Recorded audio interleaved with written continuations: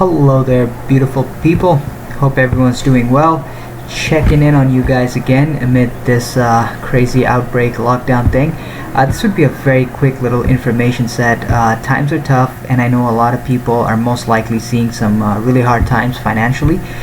In my province, the lockdown might be relaxed to some extent within the next week or a week and a half, but I don't think that automatically implies that people can resume work as before. A lot of folks may have reduced hours, and some most likely will take a little longer to find another job.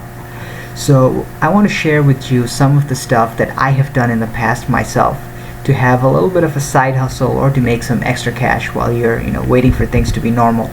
So right off the bat, I'm going to leave out the stuff that relates to the sharing or the gig economy, partly because I think we're all familiar to things like Uber, Skip the Dishes, Joyrun, Airbnb, you name it.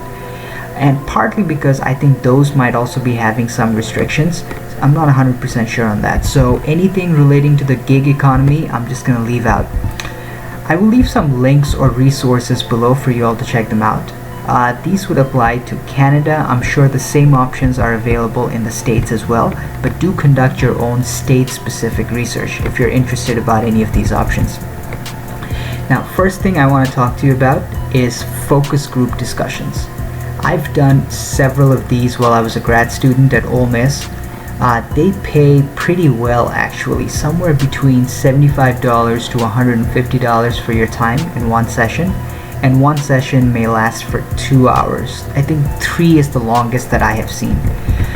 Given the lockdown, there are people, or more accurately research groups, that are hosting virtual focus groups. Do consider signing up if you think that can help you in any way. These are generally organized by universities and market research companies like Ipsos Reid or Energy. Focus groups can cover a massive range of topics, so you might actually get in touch with one that actually interests you or you're really passionate about. Number 2, cleaning out your closet.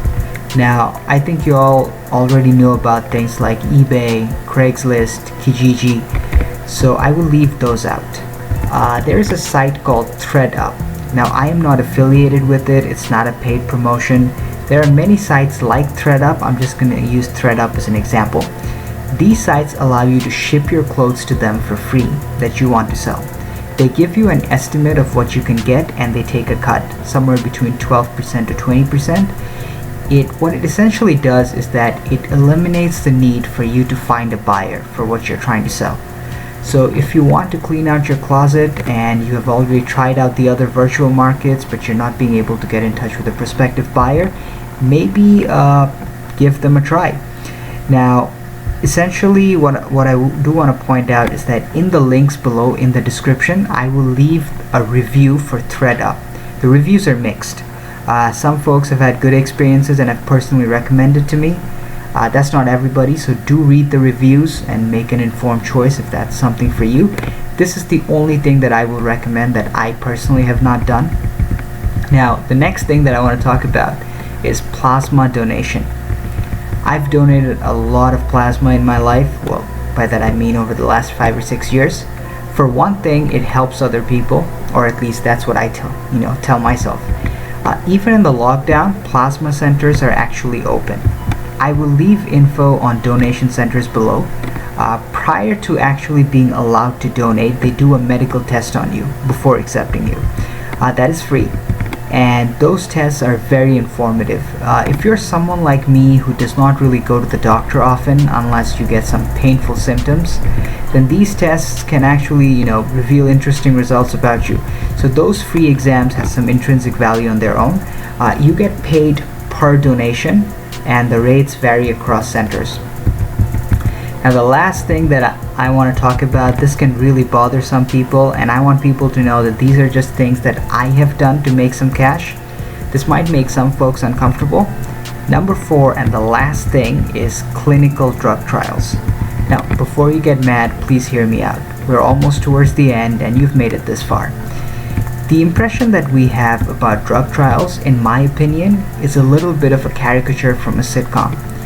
I have been in 3 drug trials over a period of 2 years, from 2014 to 2016.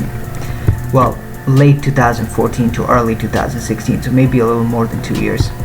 Two of them were from the pharmacy department at the University of Mississippi. One was a private drug company. The trials from the university were regarding drugs that were designed to treat malaria and were most likely going to be shipped overseas. The other drug, I can't really recall their exact nature. Now, with these trials, it is not possible to know if you're getting the drugs or if you're getting a placebo. That will have an impact on your experience.